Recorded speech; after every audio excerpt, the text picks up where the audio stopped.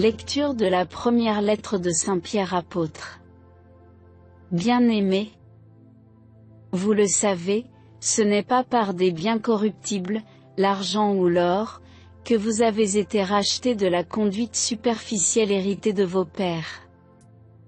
Mais c'est par un sang précieux, celui d'un agneau sans défaut et sans tache, le Christ. Dès avant la fondation du monde, Dieu l'avait désigné d'avance. Et il l'a manifesté à la fin des temps à cause de vous. C'est bien par lui que vous croyez en Dieu, qu'il a ressuscité d'entre les morts. Et qui lui a donné la gloire. Ainsi vous mettez votre foi et votre espérance en Dieu. En obéissant à la vérité, vous avez purifié vos âmes. Pour vous aimer sincèrement comme des frères. Aussi, d'un cœur pur, aimez-vous intensément les uns les autres. Car Dieu vous a fait renaître, non pas d'une semence périssable, mais d'une semence impérissable, sa parole vivante qui demeure. C'est pourquoi il est écrit: toute chair est comme l'herbe, toute sa gloire, comme l'herbe en fleur. L'herbe se dessèche et la fleur tombe. Mais la parole du Seigneur demeure pour toujours.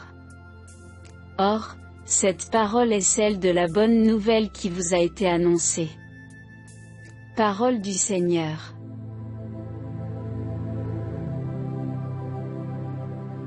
Glorifie le Seigneur, Jérusalem. Célèbre ton Dieu, ô Sion. Il a consolidé les barres de tes portes. Dans tes murs il a béni tes enfants. Il fait régner la paix à tes frontières. Et d'un pain de froment te rassasie. Il envoie sa parole sur la terre.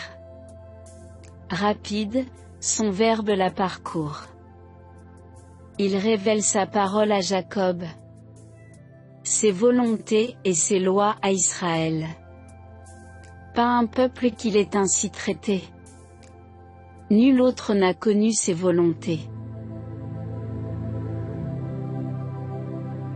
Évangile de Jésus-Christ selon saint Marc. En ce temps-là, les disciples étaient en route pour monter à Jérusalem. Jésus marchait devant eux. Ils étaient saisis de frayeur, et ceux qui suivaient étaient aussi dans la crainte. Prenant de nouveau les 12 auprès de lui, il se mit à leur dire ce qui allait lui arriver.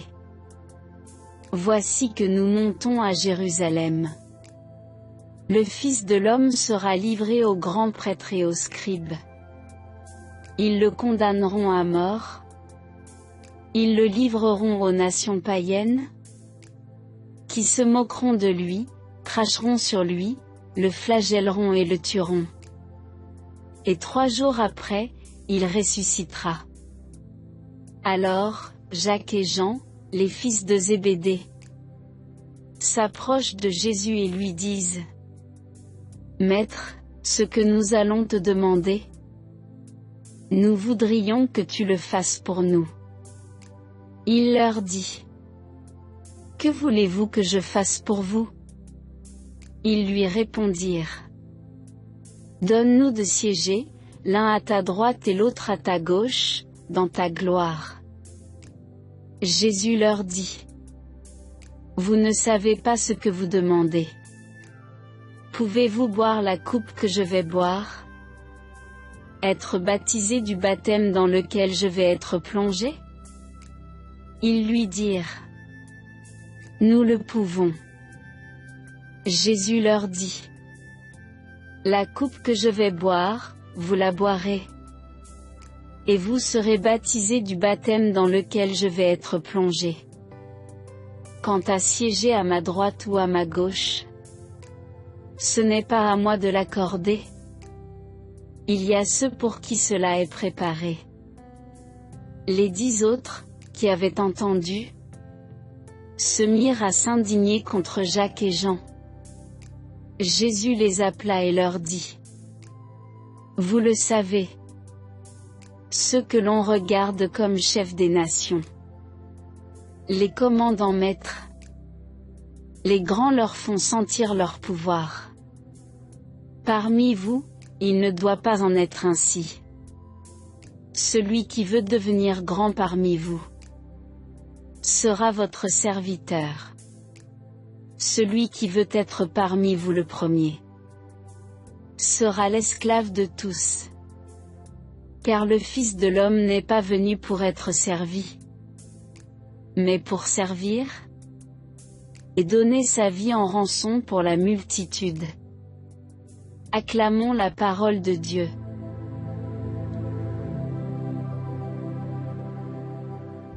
Chers frères et sœurs, dans le passage de l'Évangile, Jésus se présente comme serviteur, s'offrant comme modèle à imiter et à suivre. Sur le fond de la troisième annonce de la passion, mort et résurrection du Fils de l'homme, se détache avec un contraste criant la scène des deux fils de Zébédée, Jacques et Jean, qui poursuivent encore des rêves de gloire auprès de Jésus.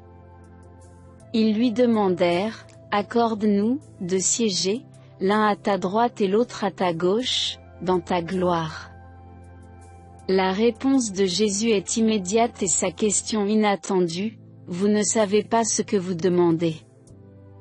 Pouvez-vous boire la coupe que je vais boire ?» L'allusion est très claire, le calice est celui de la passion, que Jésus accepte pour réaliser la volonté du Père. Le service de Dieu et des frères, le don de soi, c'est là la logique que la foi authentique imprime et développe dans notre vécu quotidien et qui, par contre, n'est pas le style mondain du pouvoir et de la gloire. Par leur requête, Jacques et Jean montrent qu'ils ne comprennent pas la logique de vie dont Jésus témoigne, logique, qui, selon le Maître, doit caractériser le disciple, dans son esprit et dans ses actes. Cette logique erronée n'habite pas seulement les deux fils de Zébédée car, selon l'évangéliste, elle contamine aussi les 10 autres apôtres qui se mirent à s'indigner contre Jacques et Jean. Ils s'indignent parce qu'il n'est pas facile d'entrer dans la logique de l'évangile, et de laisser celle du pouvoir et de la gloire. Saint Jean Chrysostome affirme que tous les apôtres étaient encore imparfaits, aussi bien les 2 qui veulent s'élever au-dessus des 10, que les autres qui sont jaloux d'eux.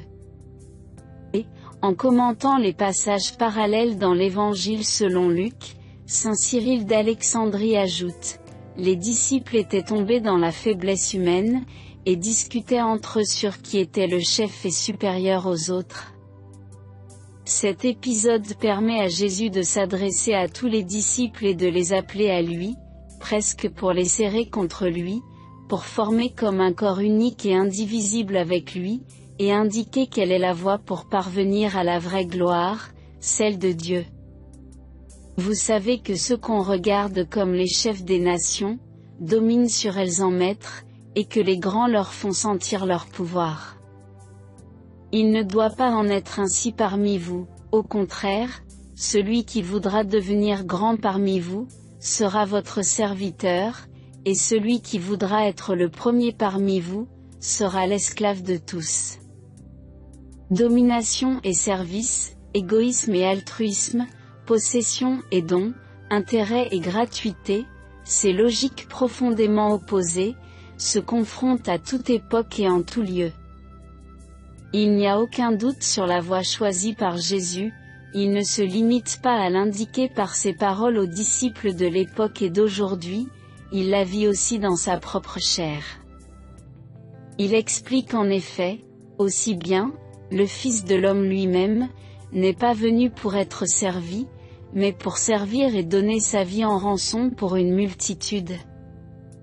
Selon la tradition biblique, le Fils de l'homme est celui qui reçoit le pouvoir et la souveraineté. Jésus interprète sa mission sur la terre, en superposant à la figure du Fils de l'homme celle du serviteur souffrant, décrit par Isaïe. Isaïe 53, 1 à 12. Il reçoit le pouvoir et la gloire uniquement en tant que « serviteur ».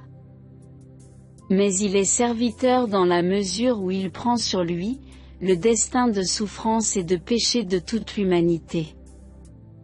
Son service s'accomplit dans la totale fidélité, et dans la pleine responsabilité envers les hommes. C'est pourquoi la libre acceptation de sa mort violente, devient le prix de la libération pour la multitude, devient le commencement et le fondement de la rédemption de chaque homme et du genre humain tout entier. Que le don total de soi, offert par le Christ sur la croix, soit pour vous la norme, le stimulant et la force d'une foi qui opère dans la charité. Que votre mission dans l'Église et dans le monde soit toujours et uniquement, dans le Christ, qu'elle réponde à sa logique et non à celle du monde, qu'elle soit éclairée par la foi et animée par la charité qui nous viennent de la croix glorieuse du Seigneur. Le rappel de la Vierge Marie sera toujours pour vous une invitation à suivre celle qui fut solide dans sa foi et humble servante du Seigneur. Prions ensemble. Apprends-moi, Seigneur, à dire merci. Merci pour le pain, le vent, la terre et l'eau. Merci pour la musique et pour le silence. Merci pour le miracle de chaque nouveau jour. Merci pour les gestes et les mots de tendresse. Merci pour les rires et les sourires. Merci pour tout ce qui m'aide à vivre, malgré les souffrances et les détresses. Merci à tous ceux que j'aime et qui m'aiment. Et que ces 1000 merci se transforment en une immense action de grâce, quand je me tourne vers toi, la source de toute grâce, et le rocher de ma vie. Merci pour ton amour sans limite. Merci pour la paix qui vient de toi. Merci pour le pain de l'Eucharistie. Merci pour la liberté que tu nous donnes. Avec mes frères je proclame ta louange. Pour notre vie qui est entre tes mains. Pour nos âmes qui te sont confiées. Pour les bienfaits dont tu nous combles. Et que nous ne savons pas toujours voir. Dieu bon et miséricordieux, que ton nom soit béni à jamais. Amen. Notre Père qui es aux cieux, que ton nom soit sanctifié, que ton règne vienne, que ta volonté soit faite sur la terre comme au ciel. Donne-nous aujourd'hui notre pain de ce jour. Pardonne-nous nos offenses, comme nous pardonnons aussi à ceux qui nous ont offensés. Et ne nous laisse pas entrer en tentation, mais délivre-nous du mal. Amen. Je vous salue Marie, pleine de grâce. Le Seigneur est avec vous. Vous êtes bénie entre toutes les femmes, et Jésus le fruit de vos entrailles est béni. Sainte Marie, Mère de Dieu, priez pour nous pauvres pécheurs, maintenant et à l'heure de notre mort. Amen. Gloire au Père, et au Fils, et au Saint-Esprit. Comme il était au commencement, maintenant et toujours, et dans les siècles des siècles. Amen.